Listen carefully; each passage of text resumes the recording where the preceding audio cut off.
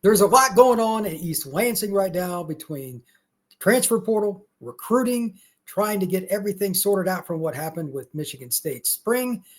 Let's get it started. Michigan State football, all around, everything that's going on right here, right now on the Portal Podcast.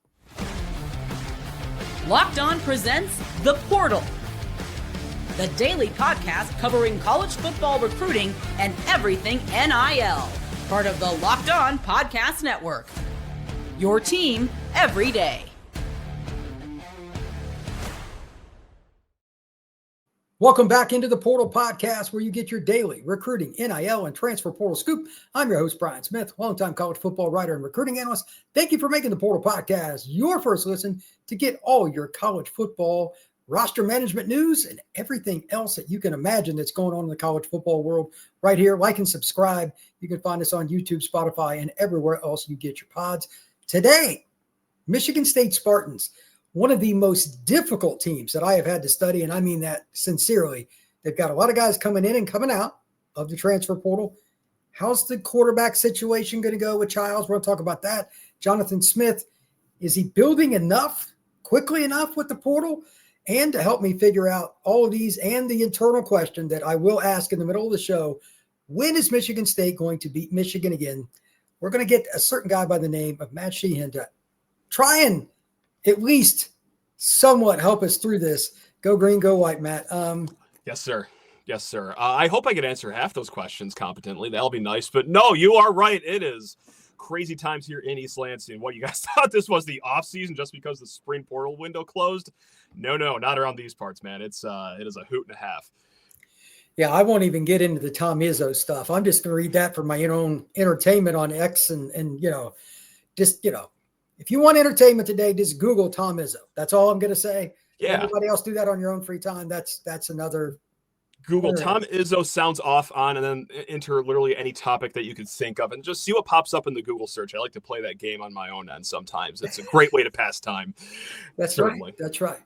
Matt, let's jump into Michigan State football's transfer portal. First, just your own gut before we get into specific names. Yeah.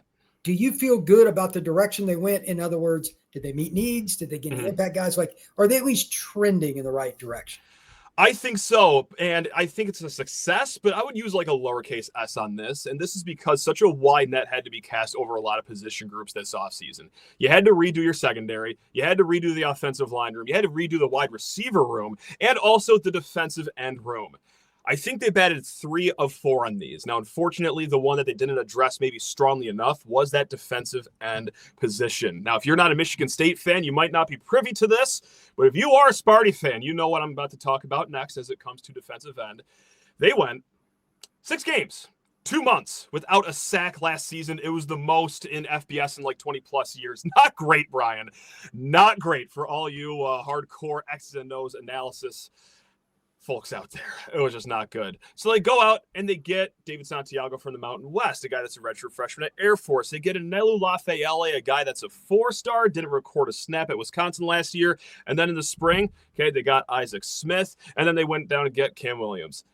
Not any like 4-star high impact transfers, but this is what happens when you got to address a lot of positions. You got to spread around a lot of money, a lot of places. So I think they did well with the offensive line. I think they did well with receivers, especially their starting receivers. And then the secondary too, pulling a lot of guys that were productive at lower levels up to this level of Big Ten football. Will it work? Stay tuned to find out, but I do like the route that they're going. So I think 3 of the 4 biggest positions of need were addressed, but the biggest one of getting to the quarterback, we will see. We will see. I'm going to save my comment about Michigan with that here in just a minute, but that'll be in the second segment. It'll run your day, just so you know. I want you to know in advance. Perfect. Thank you. That's such a nice guy. Cam Williams is a guy that you mentioned. This is intriguing to me. It's not like super huge or anything, but Michigan State has had so many guys over the years, Matt, that were a little undersized, but just twitchy. Sure. And they got to the quarterback. Cam Williams had a couple sacks last year at Georgia State, 19 tackles. His run grade on PFF was 75.6. That's a pretty good football player to get from a school like Georgia State. That's the one that intrigues me the most. Maybe it's just he's got to be around more players. I don't know what it is. But my concern with Michigan State, you just talked about defensive end. Yeah. Matt, I like to look at depth charts and at least the projected, and this stuff is always fluid. Certainly, yeah. Michigan State picked up Grady Kelly. Yeah. Correct me if I'm wrong. He was at Florida State, right? Last year? Yes, by way of Colorado State, started there, and then, yes, Florida State last year. Yep. There's a company called Our Lads that does those depth charts. I don't know if you've ever used it. Absolutely. They've got him listed as a starter. Do you believe that right now he would be the starter or not so much? I was a little weary. Yeah. I want your take on that. I don't know how plugged in Our Lads in. I mean, it's usually very hit and miss, especially in the spring when not a lot of people know anything. But when I'm picking around, like, for people that are in these practices, in these scrimmages, I did hear his name pop up as like, oh, he's doing better than maybe some have expected. But is it good enough to jump over an Alex Van Sumeren, a former 4-star, or a Ben Roberts, another former 4-star? Now, when we say former 4-star, these are also kids going into their third, fourth year of college, coming off some injuries, buried on depth charts at their previous spot like Ben Roberts was at Oregon. And we haven't seen it fully materialize yet. So this is well, it's time to bleep or get off the pot here to hit our ceiling of being that 4-star athlete that you were. So is there a world where Grady Kelly, a guy that was productive at Colorado State, a guy that was behind 2 NFL guys at Florida State, is there a world where he actually is better than the 2 guys I just mentioned? Yes, there is. But does that bode well for Michigan State? Is it one of the situations where, like, oh, Grady Kelly's actually just really good, just organically awesome, and Florida State, they're just poor talent evaluators? Or is it, the guy that was a backup at Florida State who didn't have, like, really an incredible season last year overall as a team, this is the best you got? I don't know the answer. I don't know if we want to know the answer. I'm just willing to be pleasantly surprised at this point, Brian. Well, like, that's why I brought it up. I'm looking at, like, Big Ben, like, if he's got any effort in him, he's 340 pounds. That plays any day of the week, right? Yeah. I mean, you got to double him. That guy, like. It's a house, right? That's the kind of guy that usually is in Ann Arbor. Let's just call it what it is. Yeah, the bigger schools guy, for sure. Yeah. Don't sit him on the bench if you're Michigan State. I'm just here to tell you how I feel. So that was a big transfer pickup for them. If Grady Kelly is the guy that's starting, there's something wrong. We're going to have an entire podcast about that at some point if that comes to fruition. The rational side of me leans that way for sure, but it's the offseason. I fall into this trap every single year. It's like, but what if? What if his great season at Colorado State is just going to pick up this year for Michigan State? And you know what? It's going to be a floor raiser for the Spartans. Like, there is always that side of me that's going to think that. But yes, I do hear this Grady Kelly could be this potential starter. Okay. And just like you said, it's like, okay. We'll hope that's the positive thing, not just, this is just not good. We'll see.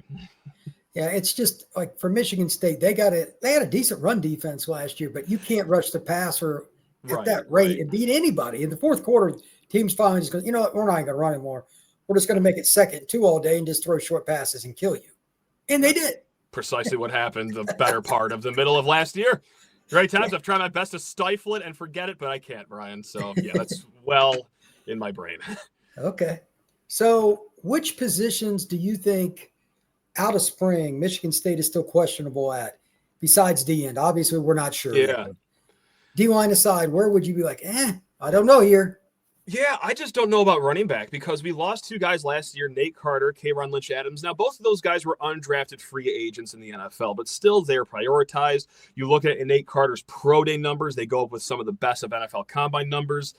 Those 2 gentlemen had no favors done to them by the offensive line last year. They were getting met with the defensive linemen at the same time they were getting the ball shoved into their gut. It was just not a friendly run offense for Michigan State last year. So that's all to say, like, well, they weren't like day 2 draft pick type talent. They were certainly plus running backs, I believe, at Michigan State. Now, what they've done in the portal is they've gotten a guy from Sacramento State, Eli Tautoliver. Will that work? I don't know. Clearly, the staff has saw something in them. The rallying cry that I keep saying, as positive as I like to be on the show, I do look at his yards after contact on average numbers, and that's a big stat because, like I've said, we get hit a lot here at Michigan State. They weren't anywhere near the top for FCS running backs. So, okay, outside of him, you got Mekhi Frazier, Brandon Tulis, 2 true freshmen last year that each got 7 carries. So there's a lot of unknown going into that. So when you say where's the biggest question mark, that truly is a question mark because, yeah, there is a world where it's good. This offensive line, I think, will be a little bit better, especially in the run game. Could that benefit the running backs? Yes, it can. But, man, we're just praying on a guy from an FCS level at Sacramento State and then 2 guys that combined for 14 carries last year. I truly don't know, Brian. I don't know if it'll work. Well, I'm just going to ask the obvious question in advance then. Out of the Please. recruiting class, did they get anybody that can at least be a contributor at running back this year?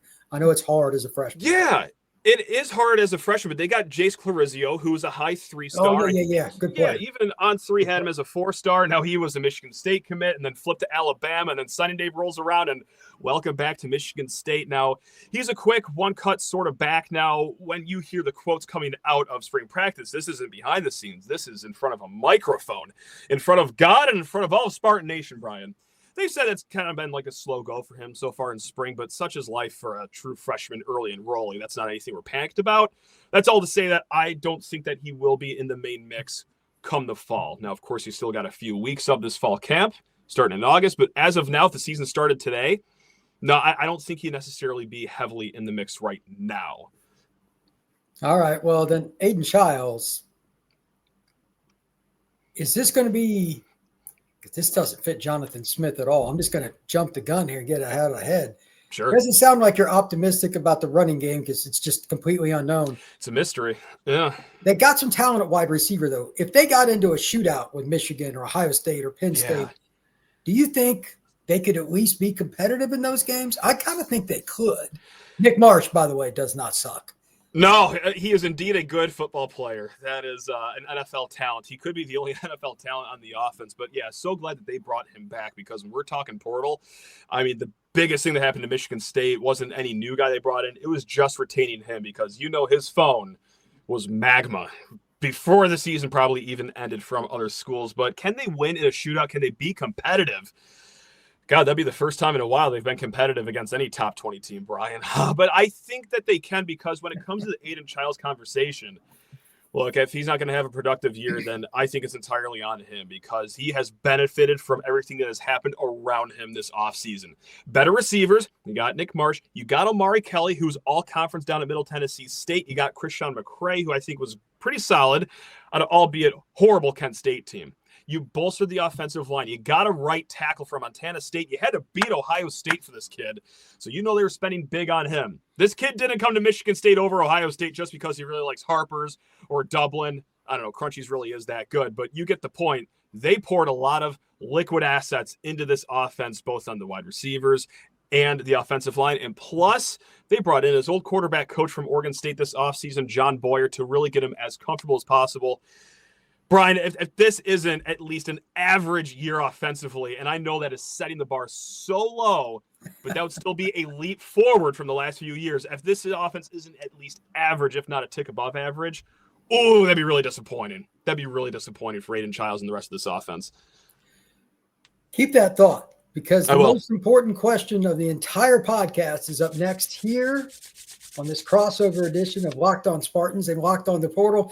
Matt, the entire world that follows Michigan State is going to be very intrigued by your answer. That is next here on this edition of the Locked On Portal and Locked On Spartans. Get the supplies you need from the site made for the skilled trades, Supply House. Whether you're into plumbing, HVAC, or electrical work, Supply House is the reliable way to order products online. Their easy-to-use website is packed with helpful resources and the latest product information to help you get the job done right. Plus, with a complete inventory of over 200,000 parts from 400-plus top brands, you'll find exactly what you need, delivered fast, coast to coast.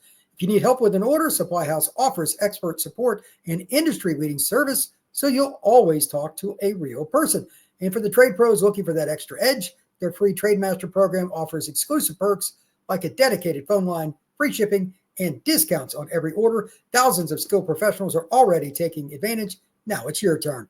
Join the Trade Master program today at supplyhouse.com/TM. Start ordering plumbing, HVAC, and electrical supplies with just a few clicks. Plus, use promo code SH5 for 5% off your first order. That is supplyhouse.com.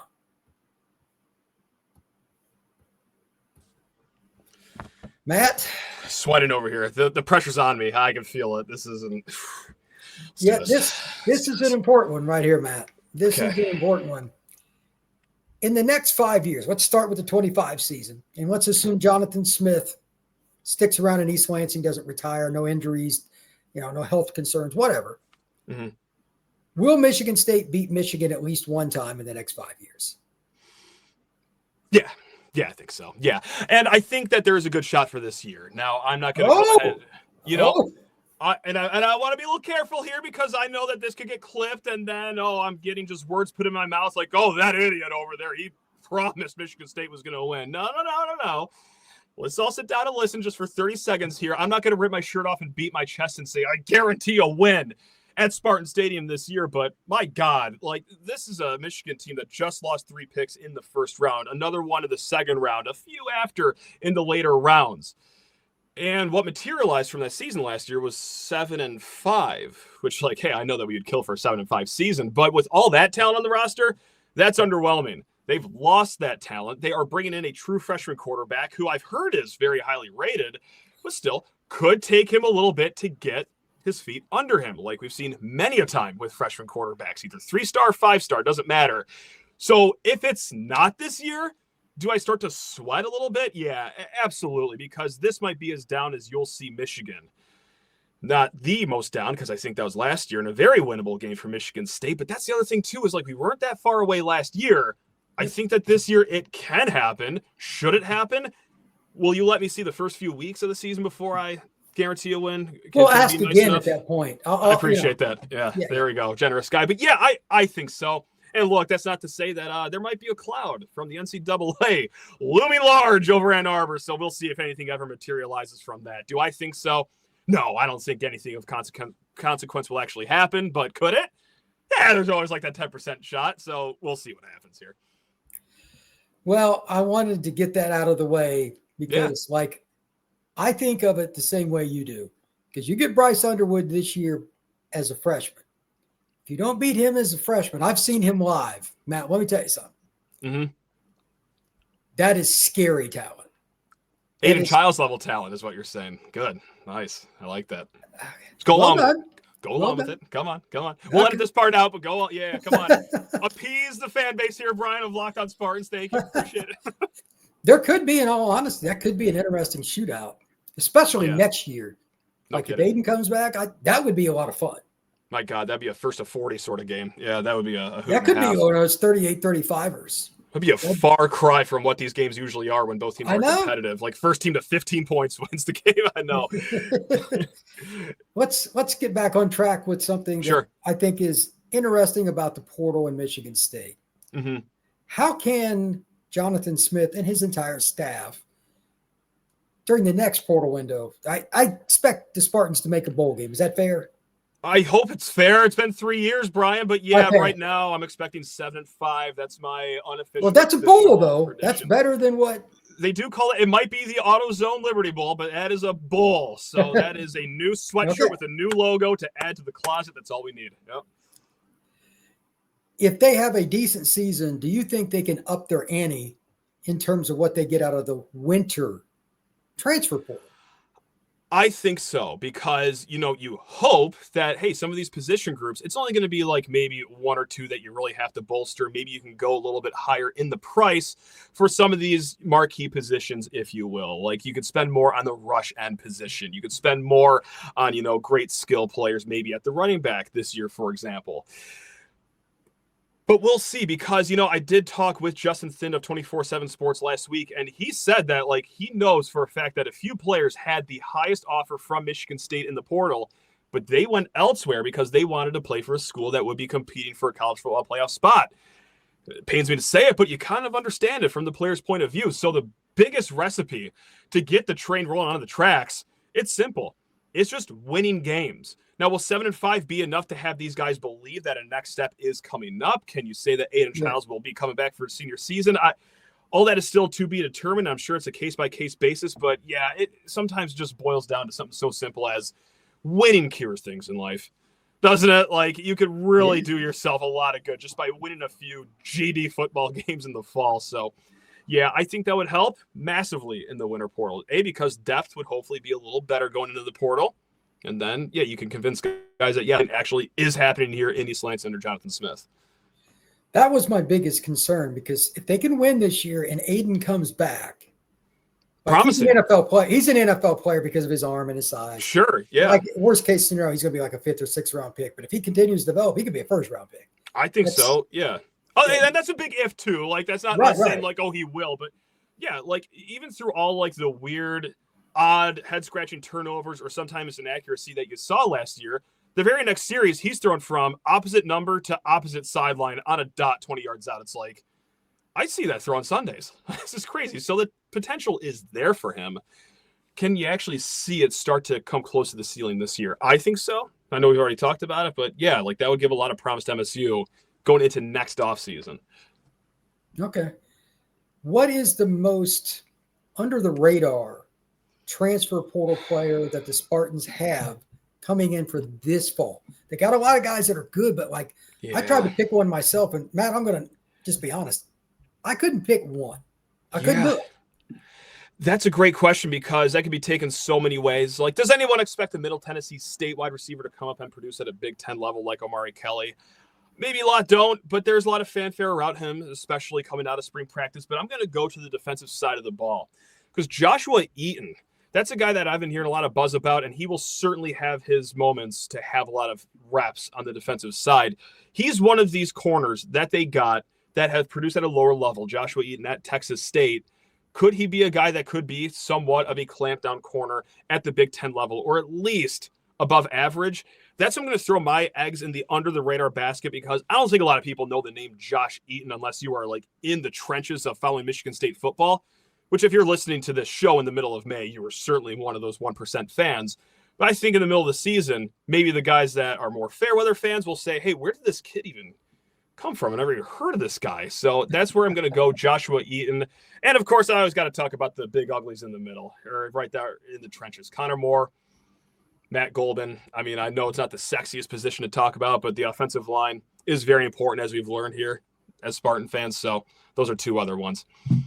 Well, when I was growing up, Michigan State was as physical a team as there was in the 80s and early 90s. They weren't always the best team, but they'd punch you in the mouth. And they've always had pretty good lines.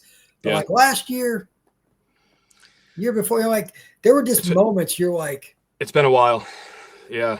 I was like, I'm not sure they understand what a guard tackle pull is. Like they run by a defender, running back and get killed, stuff like that. And it's just like, you're not going to beat anybody with that. So I hope they just have consistency up front. And I'm sure Jonathan Smith agrees. I'll speak for Jonathan right now.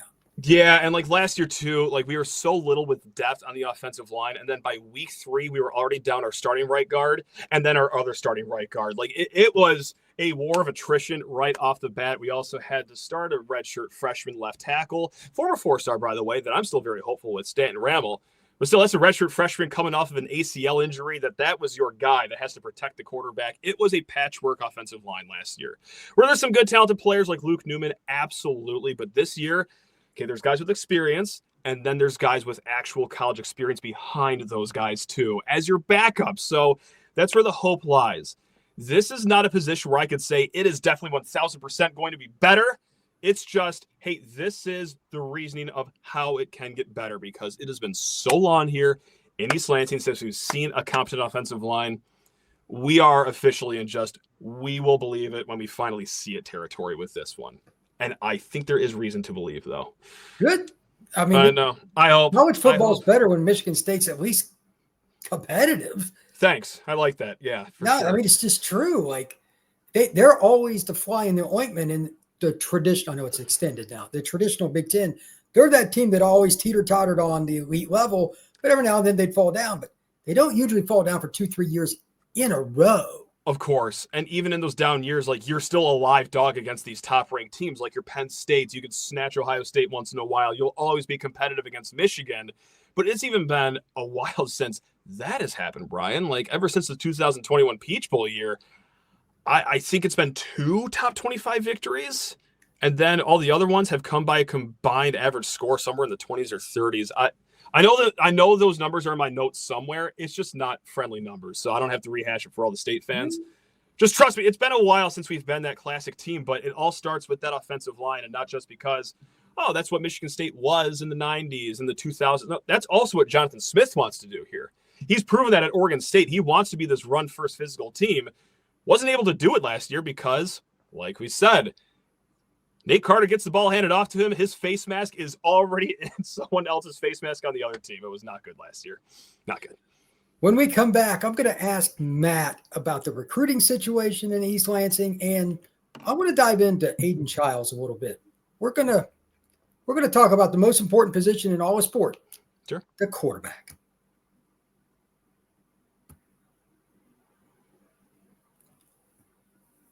Recruit that makes an immediate impact for the Spartans. Matt Sheehan, who you got? You know what? This could be a fascinating one because you don't see a lot of true freshmen at this position, but could it be Derek Simmons out of Frankenmuth? Now, this was a kid that was a middle to high-end 3-star when Michigan State got him. Eventually, through the ranks, got bumped up to that 4-star status because he's from Frankenmuth. And if you're not from Michigan, all that town is known for is just Christmas shops year-round and great fried chicken dinners. Not a lot of football.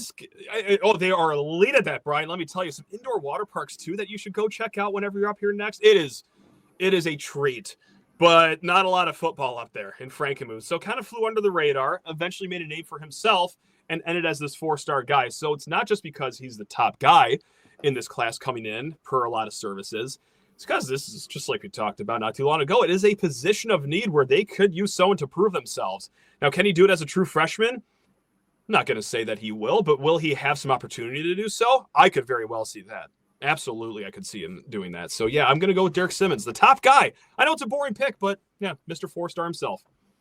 Well, that's all right. Is there any hope with the way they're recruiting for the class of 26, the current juniors going into their senior year, that Michigan State's going to take a step up? Or is it just too early to know? No, it's okay. Look, they got 4 guys in the class right now for 2026, and obviously that is not a lot. I'm not here to, paint you a great picture and lie to you, but of that, okay, 4-star Eddie Whiting. Okay, that's good out of Sioux Falls, South Dakota. He's got a lot of other top schools after him. That's great. Cade Kaufman, he's a rising guy that's a high-end 3-star. Ohio State came in to see him throw. He actually visited Ohio State. Hasn't had an offer from the Buckeyes yet. But it's kind of like, if that one person thinks that my girl's really pretty, then I must be doing something really right over here. So we'll see if he does stay in the Michigan State class right now, but just know that this is a kid that's on the rise. Now, outside of that, here's where it starts to get a little negative Nancyville over here. By and large, this year, I think here until the end of June, which is traditionally a good official visit season, they got like 3 4-star visitors on schedule right now. Like, I'm not talking commits. I'm talking just 3 guys that are rated 4 stars that are scheduled to visit. Now, there's plenty of time, of course, to get more guys to schedule their visits. They could add more. They probably will add more. But that is a very low number of guys that are rated 4 stars, and you're not even guaranteed to get some of those guys. Like, that's the rub here. So on top of that, we've been really strong at, courting left tackles. We had Gregory Patrick. That is a guy that the staff has been on ever since they arrived in East Lansing. He is a legacy kid. He's from Michigan, and he's now a Notre Dame commit. And now we go to Kelvin Obat, who is also a 4-star guy. He visits Michigan State in March, or maybe it was April. Nevertheless, whenever it was, 10 days later after an official visit, he comes out with his top 5 schools. Didn't even make the top 5. So we're already on our plan C, left tackle guy, and the calendar didn't even flip to May yet. So look, a lot of time left, yada, yada, yada. Signing day is so far away. You can flip some of these kids, sure, whatever. I am a little worried though now, because I made a lot of excuses, or what I like to call it, a lot of legitimate reasons last year as to why the recruiting wasn't so great. And you know this, Brian, recruiting is largely predicated on 2+ year relationships. This was a staff that just came in regionally. They had to make some inroads. Okay, so this is the guys that you've been after for 2 years now. Where are all the 4 stars? Where are they? Oh no. And so that's where I'm starting to get like a little worried. I was a little patient last year. I was a little reasonable last year, but now I'm starting to get in the territory of, this is going to be a long road back to get into recruiting at the level that it takes to win. How was that for an answer? Was that upbeat? You in a good mood now, everyone? It's a great clip for later is what that is. Yeah. This is one of the episodes where I will be accused in the comment section of being way too positive on Michigan State and also way too negative in the same episode, which has happened here. I'm pretty good at splitting the fan base like that. It's great. One of my few talents that I have. Well, here's a chance for you to be positive. Okay, You need it. Before you pick up the fireball, let's talk about this. It's on standby. It's on standby right here. It may look empty, but we got some full ones upstairs. That's okay. Aiden Chiles, yes or no? We're just going to play over-under with Aiden Chiles here. Mm-hmm. Yes or no, 24 touchdown passes this year, over-under. Ooh! Look, I like 13 or 11 last year, if I remember it. 13 TDs, 11 picks. Can I spice it up? Is this a sports book I can bargain with and haggle with? Can we do all-purpose touchdowns? Can we do like rushing and passing? Well, I think he's a decent athlete. If you go with all-purpose, I would go 28. I think he's going to get 28. No, that's a high number, but yeah, screw it. Yeah, yes. No, I'm going to go over. Yeah, if I'm just going to, burn up some time talking about how this offense has gotten better on paper and that how he has no excuses, you know what? Sure. Yeah, 24 touchdowns through the air. Yeah, I like that. There certainly is a world where that happens, and I'm going to live in that world right now. Yeah, I do. The more important question, will his 11 interceptions drop down below 8 interceptions this year?